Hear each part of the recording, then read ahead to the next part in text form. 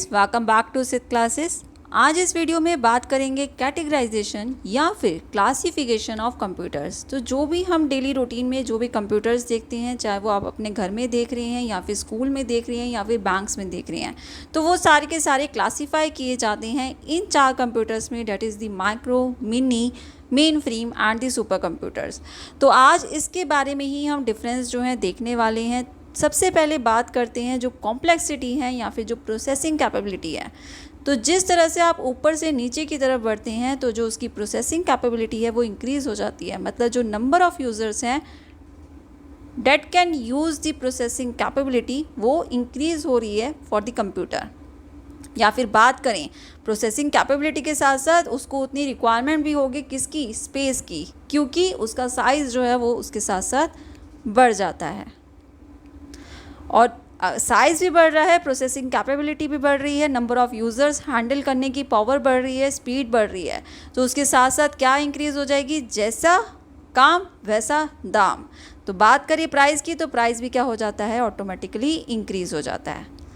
तो अब हम वन बाय वन जो है इन्हीं टाइप ऑफ कंप्यूटर्स को पढ़ने वाले हैं। बहुत इंपॉर्टेंट है from the banking examination point of view. हर बार जो है आपको क्वेश्चन मिलता है इनमें से देखने को। तो सबसे पहले बात करते हैं माइक्रो कंप्यूटर की। तो जनरली जो आप घर में डेली बेसिस में जो यूज़ करते हैं date is the micro computer. Best example है, स्मॉल रहता है, छोटा होता है, रिलेटिवली इनएक्सपेंसिव होता है। अगर हम और कंप्यूटर्स जो क्लासीफाई किए जा रही हैं उनसे अगर हम रिलेट करते हैं तो ये क्या होता है, इनएक्सपेंसिव होता है। इसमें क्या क्या होता है, एक micro processor date is the CPU, और दूसरी चीज़ क्या होती है, वहाँ पे मेमोरी रहती है, एंड देन उसके बाद इनपुट आउटपुट सर्किट होता है, जो कि हो गए आपके मदरबोर्ड, जो कि आपके हो गए कीबोर्ड हो गए, या फिर आपका माउस हो गया। अब इसके एग्जांपल्स देख लेते हैं। Modern desktop computers. Desktop means desk के ऊपर रखने वाला कंप्यूटर, जो उसका टॉप है वो क्या आ जाता है, डेस्क के ऊपर आ जाता है। That are the desktop computers. Next is PDA, personal digital assistant. इसके बारे में बहुत कम स्टूडेंट्स जो हैं जानते हैं। थोड़ा सा डिटेल में जानेंगे इसके बारे में, PDA के बारे में। तो यहाँ पे आप देख सकते हैं PDA का हमने एग्जांपल लिया हुआ है। जैसे ब्लैकबेरी का फ़ोन होता था उसी तरह से जो है PDA का एक फ़ोन जो है यहाँ पे आप देख सकते हैं। तो इसमें हम यूज़ करते थे डेट इज़ दी स्टाइलस और लाइट पेन। जैसे आजकल आप फिंगर्स का यूज़ कर रहे हैं, टच पैड स्क्रीन्स हो गए हैं, उसी तरह से जो पहले जो है स्मार्टफोन से पहले क्या आया था, PDA आया था। स्मार्टफोन आए, इसी वजह से जो PDA है वो ऑब्सोलीट हो गया। अराउंड 2000 जो है PDA चला था, उसके बाद जो है वो ऑब्सोलीट हो गए। तो एप्पल का न्यूटन PDA जो है वो सबसे ज़्यादा वाइडली यूज़ किया गया था। तो अब बात करते हैं जो मैं आपको बता रही थी, जो हम यूज़ करते हैं डेट इज़ दी स्टाइलस और दी लाइट पेन। तो स्टाइलस और लाइट पेन में डिफरेंस क्या होता है। लाइट पेन में जो है इलेक्ट्रॉनिक सर्किट बोर्ड होता है। अगर आपने इनपुट डिवाइसेस का मेरा लेसन देखा हुआ है तो उम्मीद करती हूँ आपको पता होगा। लाइट पेन में एक डिटेक्टर होता है जो कि इलेक्ट्रॉनिक सर्किट का बना होता है, जबकि स्टाइलस में ऐसा कुछ नहीं होता, ज़्यादा लाइट होते हैं as compare to the light pen. तो इसमें कुछ भी ऐसा इलेक्ट्रॉनिक सर्किट बोर्ड नहीं होता है। स्टाइलस में एक मामूली सा जो है, जो आप पेन जो है बहुत ही हल्का सा जो है आप यूज़ करते हैं।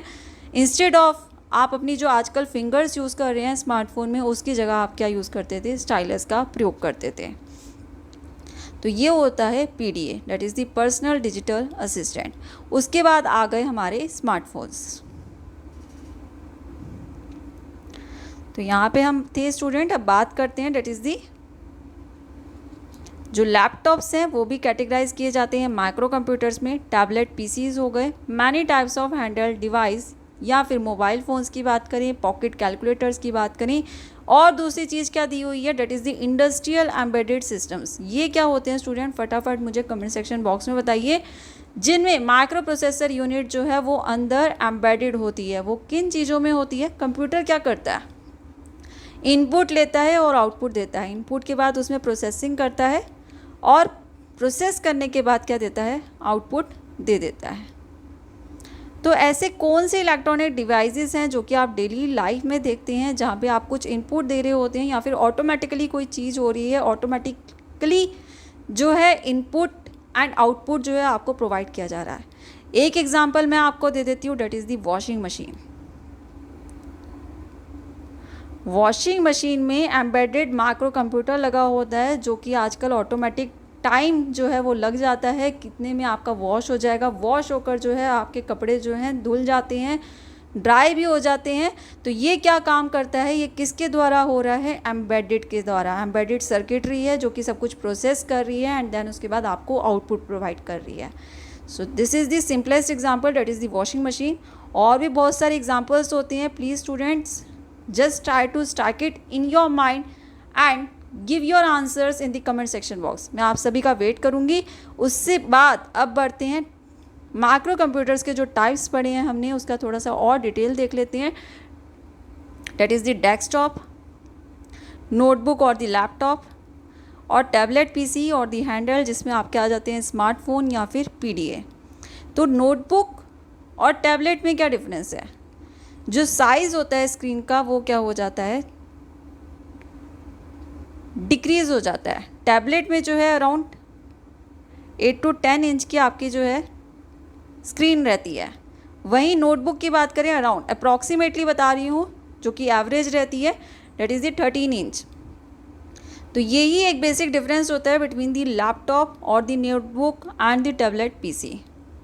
तो टैबलेट आप देखते हैं एप्पल के आ रहे हैं, आईपैड, लेनोवो के आते हैं टैबलेट्स। तो अब बात करते हैं स्टूडेंट मिनी कंप्यूटर की। मिनी कंप्यूटर्स क्या होते हैं, as compare to the micro computer बड़े होते हैं, और जो उनकी पावर होती है साइमल्टेनियसली जो हम यूज़र्स को हैंडल कर रहे हैं वो ज़्यादा होती है। अराउंड 150 to 200 यूज़र्स साइमल्टेनियसली जो है वो उसे हैंडल कर सकता है। तो जनरली जो आप बैंक ब्रांचेस में जाते हैं तो वहाँ पे जो कंप्यूटर्स यूज़ किए जा रहे होते हैं, date is the mini computer. तो वहाँ पे आप देख रहे होते हैं कि पूरी, अगर आपकी ब्रांच बहुत बड़ी है, बैंक की ब्रांच जो है बहुत बड़ी होती है, तो वहाँ पे आप देखते हैं कि कितने सारे एम्प्लॉयज़ जो हैं वो कंप्यूटर्स में वर्क कर रहे होते हैं, और सबका जो है सिंक्रोनाइजेशन रहता है। एक जना भी अपडेट करता है तो वहाँ पे ऑटोमेटिकली अपडेट हो जाता है। तो वहाँ पे क्या यूज़ हो रहा होता है, मिनी कंप्यूटर का प्रयोग किया जा रहा होता है। या फिर लैब्स की बात करें, स्कूल में लैब्स होती हैं, कॉलेज में लैब्स होती हैं, तो वहाँ पे भी क्या यूज़ हो रहा होता है, मिनी कंप्यूटर का। It may contain one or more processors, support multi processing. Multi processing को ये सपोर्ट करता है, मल्टीटास्किंग रहता है, and are generally resilient to high workloads, बहुत ज़्यादा वर्कलोड्स को हैंडल कर लेता है।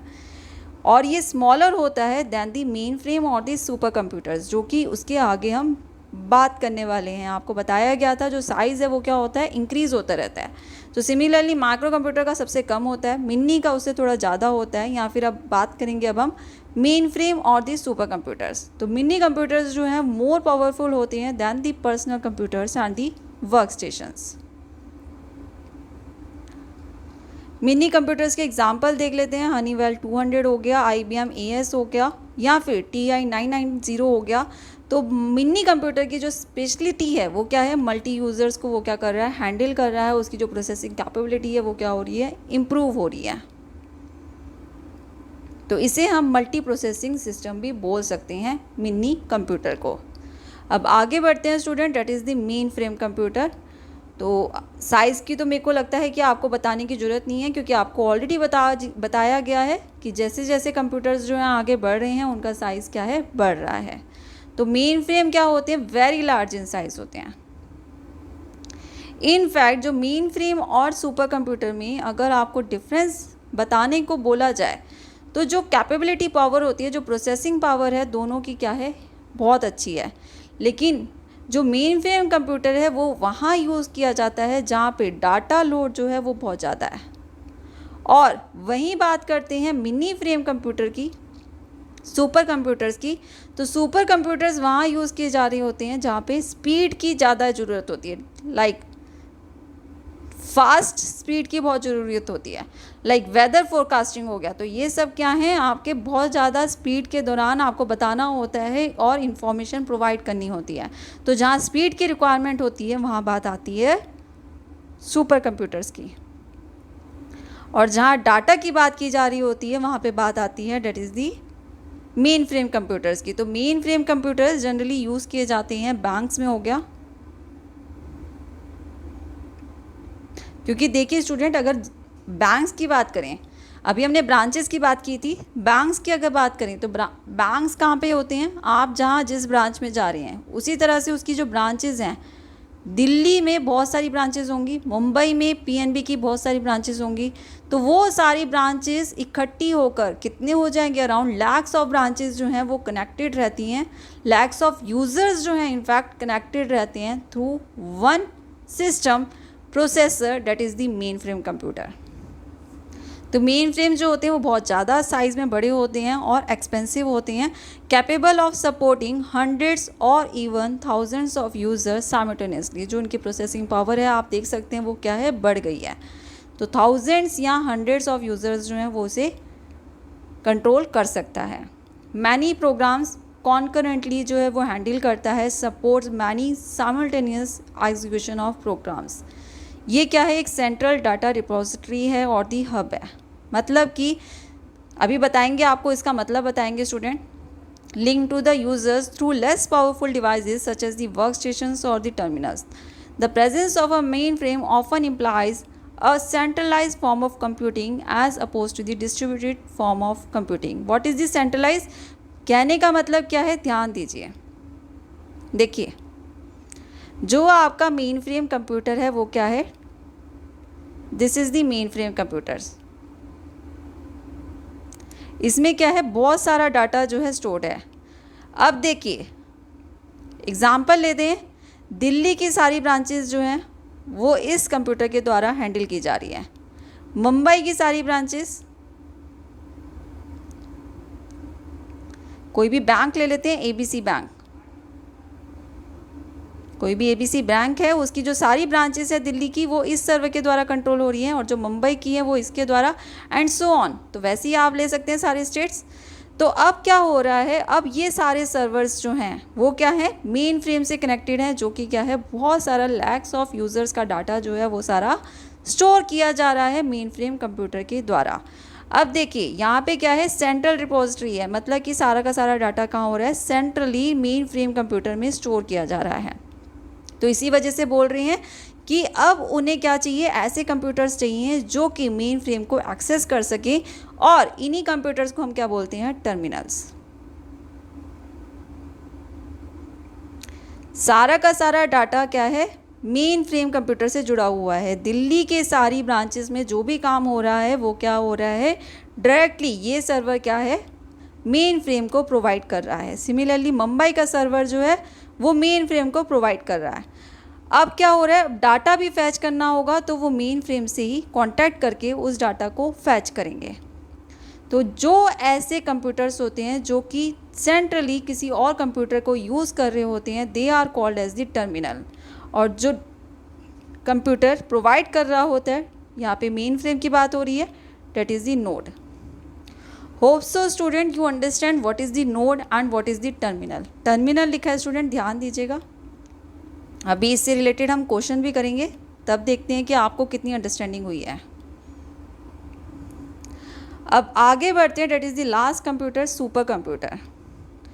अभी आपको बताया था अगर डाटा की बात की जाए तो हम बात करते हैं मेन फ्रेम की, और वहीं बात की जाए सुपर कंप्यूटर की तो जो प्रोसेसिंग कैपेबिलिटी है दोनों की अराउंड जो है अप्रॉक्सीमेटली इक्वल होती है, लेकिन जो स्पीड है वो सुपर कंप्यूटर की वो ज़्यादा होती है। फास्ट जो है वो सुपर कंप्यूटर ज़्यादा होता है। तो super computers are one of the fastest computers currently available. बहुत ज़्यादा एक्सपेंसिव होते हैं और स्पेशलाइज्ड एप्लीकेशन के लिए ही हम इन्हें यूज़ करते हैं, जहाँ पे मैथमेटिकल कैलकुलेशंस की ज़रूरत होती है। तो a super computer is a computer that performs at or near the currently highest operational rate for the computers. They have been use for the scientific and the engineering applications, जो कि बहुत ज़्यादा large database या फिर great amount of computation जो है वो handle कर सकती हैं। तो जो परफॉर्मेंस होती है सुपर कंप्यूटर्स की वो किस में मेज़र की जाती है, डेट इज़ दी फ्लॉप्स। जो सुपर कंप्यूटर्स की जो स्पीड होती है that is the measured in floating point operations per second instead of million instructions per second. Million instructions की जगह हम किसका प्रयोग करते हैं, डेट इज़ दी फ्लॉप्स, और इसकी फुल फॉर्म क्या है, floating point operations per second. तो सीरीज ऑफ कंप्यूटर, परम आपने सुना होगा, तो वो हमारा क्या था, सुपर कंप्यूटर था, and that was the developed by the centre for development of advance computing in Pune. तो परम युवा 2 जो है वो क्या है, लेटेस्ट सीरीज ऑफ परम है, that is the super computer. तो अगर हम रिमोट सेंसिंग की बात करते हैं तो वहाँ पे हम यूज़ करते हैं सुपर कंप्यूटर्स का। तो ये भी आप देख सकते हैं, सुपर कंप्यूटर्स का हमने कुछ आर्किटेक्चर दिया हुआ है। तो अब बढ़ते हैं स्टूडेंट, मल्टीपल चॉइस क्वेश्चंस जो हैं हम कुछ करेंगे इनसे ही रिलेटेड जो अभी तक आपको पढ़ाया है, और just try to do it by yourself. देखिए कि कहाँ पे आप स्टैंड कर रहे हैं, कहाँ पे आपको जो है डाउट्स जो हैं फेस हो रहे हैं, कहाँ पे आपकी कन्फ्यूजन है, कहाँ पे आपको अंडरस्टैंडिंग क्लियर नहीं हुई है। एंड स्टूडेंट्स, आपसे एक और रिक्वेस्ट है, प्लीज़ अभी तक आपने अगर मुझे फॉलो नहीं किया है अनअकैडमी में, तो अनअकैडमी में फ़ॉलो कर लीजिए, और वीडियो के नीचे, यूट्यूब में ही वीडियो के नीचे दिए गए लाल बटन को दबाकर सब्सक्राइब करने के बाद नोटिफिकेशन बेल को दबाना मत भूलिएगा। इससे हमारी जो भी अपकमिंग वीडियोस हैं उनके नोटिफिकेशन तुरंत ही आपको अपने सिस्टम या मोबाइल पे मिल जाएंगी। तो अब बढ़ते हैं स्टूडेंट क्वेश्चंस की तरफ। Which of the following uses a hand held operating system? तो फटाफट बताइए स्टूडेंट, उम्मीद करती हूँ आपका आंसर आ गया होगा कमेंट सेक्शन बॉक्स में। इनमें से कौन सा जो है हैंड हेल्ड, मतलब जो हम हाथ में जो है ले सकते हैं, पकड़ सकते हैं, कौन सा यहाँ पे ऑपरेटिंग सिस्टम जो है यूज़ किया जा रहा है? तो यहाँ पे कौन सा होता है, that is the PDA, personal digital assistant. The fastest and the most expensive computers are. उम्मीद करती हूँ इसका आंसर जो है फटाफट आ गया होगा, क्योंकि आपको इसके ऑप्शंस भी देखने की ज़रूरत नहीं है। मेरे को तो इसका आंसर स्टूडेंट पता चल गया है। फास्टेस्ट होते हैं, सबसे ज़्यादा फास्टेस्ट होते हैं कैलकुलेशन करने में, और सबसे ज़्यादा एक्सपेंसिव रहते हैं। They are the super computers. Answer is option number A। Proceeding towards the next question, a dash terminal does not process और स्टोर डाटा। टर्मिनल आपको बताया जो कि और कंप्यूटर को यूज़ करता है, सेंट्रल कंप्यूटर को यूज़ कर रहा होता है, डेट इज़ द टर्मिनल। तो ऐसा क्या नाम दिया जाता है उस टर्मिनल का जो कि ना तो प्रोसेस कर सकता है और ना ही डाटा स्टोर कर सकता है? तो इसका आंसर मैं आपको बता देती हूँ student, answer is option number A, dumb. तो there are 2 types of terminal, एक होता है डम। अब मैं आपको एक साधारण सा एक चीज़ बोलती हूँ, आप बोलते हैं अपनी एक कॉमन लैंग्वेज में बात करते हैं, डेट इज़ दी डम्बो। ये डम्बो है। डम्बो मतलब क्या होता है, जनरली हम किसको बोलते हैं, जो कि प्रोसेस नहीं कर पाता, अच्छे से समझ नहीं पाता, जल्दी से उसे चीज़ें याद नहीं रहती है, उसे हम क्या कहते हैं, पर्सन को डम्बो बोलते हैं। उसी तरह से यहाँ पे हम कंप्यूटर की बात कर रहे हैं, तो ऐसा कौन सा टर्मिनल है? टर्मिनल क्या है? जो कंप्यूटर है जो कि क्या करता है, सेंट्रल नोड को, दिस इज़ दी नोड को एक्सेस कर रहा होता है। They are all terminals. अब ऐसा टर्मिनल जो कि डाटा फैच कर पा रहा है सेंट्रल से, लेकिन उसमें कोई भी प्रोसेसिंग कैपेबिलिटी नहीं है, ना ही कोई मेमोरी है, उसका काम क्या है, बस इनपुट लेना और आउटपुट देना। तो ऐसे टर्मिनल्स को हम बोलते हैं डम टर्मिनल्स। और इंटेलिजेंट टर्मिनल्स वो होती हैं जिनमें प्रोसेसिंग भी होती है और जो मेमोरी भी होती है। तो ऐसे टर्मिनल्स को बोलते हैं इंटेलिजेंट टर्मिनल। तो ऐसे टर्मिनल्स, क्वेश्चन क्या था, जो कि ना प्रोसेस कर सकते हैं और ना ही जो डाटा स्टोर कर सकते हैं, they are called as the dumb terminal. Answer is option number A। Proceeding towards the next question, the user generally applies dash to access mainframe or the supercomputer। Mainframe और super computer को use करने के लिए हमें क्या ज़रूरत पड़ती है? नोड की, टर्मिनल की, डेस्कटॉप की, या नन ऑफ द अबव? तो यूज़र को क्या चाहिए होती है? यूज़र कौन है? जो यूज़ कर रहा है, तो उसको क्या ज़रूरत है? टर्मिनल की ज़रूरत है। देखिए ये नोड है, ये टर्मिनल है, तो यूज़र क्या यूज़ कर रहा है? टर्मिनल को यूज़ कर रहा है। टर्मिनल को यूज़ करके जो हमारा डाटा है वो कहाँ स्टोर हो रहा है? मेन फ्रेम या फिर सुपर कंप्यूटर्स में। So answer is option number B। Desktop and personal computers are also known as. उम्मीद करती हूँ आप सभी का आंसर आ गया होगा कमेंट सेक्शन बॉक्स में। So desktop and personal computers are also known as the micro computer. Answer is option number D। फटाफट बताइए स्टूडेंट, कितने क्वेश्चंस जो हैं आपके ठीक गए हैं? So students, that brings us towards the end of the video पसंद आया हो तो प्लीज़ लाइक और शेयर करना मत भूलिएगा and keep watching, keep learning. Plus एक रिक्वेस्ट है कि वीडियो को लाइक कीजिए, शेयर कीजिए। प्लस अगर अभी तक आपने सब्सक्राइब नहीं किया है तो वीडियो के नीचे दिए गए लाल बटन को दबाकर सब्सक्राइब करने के बाद नोटिफिकेशन बेल को दबाना मत भूलिएगा, जिससे हमारी जो भी अपकमिंग वीडियोज़ हैं उनकी नोटिफिकेशन तुरंत ही आपको अपने सिस्टम या मोबाइल पे मिल जाएंगी। सो स्टूडेंट, मेरे को अनअकैडमी में भी फॉलो कर लीजिएगा। मैं एडुकेटर हूँ जो कि बैंकिंग एग्जामिनेशन से रिलेटेड बहुत सारे कोर्सेज अपलोड करती हूँ। तो यहाँ पे आपको लिंक भी प्रोवाइडेड है, यहाँ पे आपको लिंक दिया हुआ है, वहाँ पे मुझे फॉलो कर लीजिएगा। जो कि बैंकिंग एस्पिरेंट्स हैं उनको मैं हाईली रिकमेंड करती हूँ कि please follow me on the Unacademy, क्योंकि मैं बहुत सारे कोर्सेज अपलोड करती रहूँगी जो कि आपके banking examination point of view से बहुत ही हेल्पफुल होंगे। So thank you all student, keep watching, keep learning.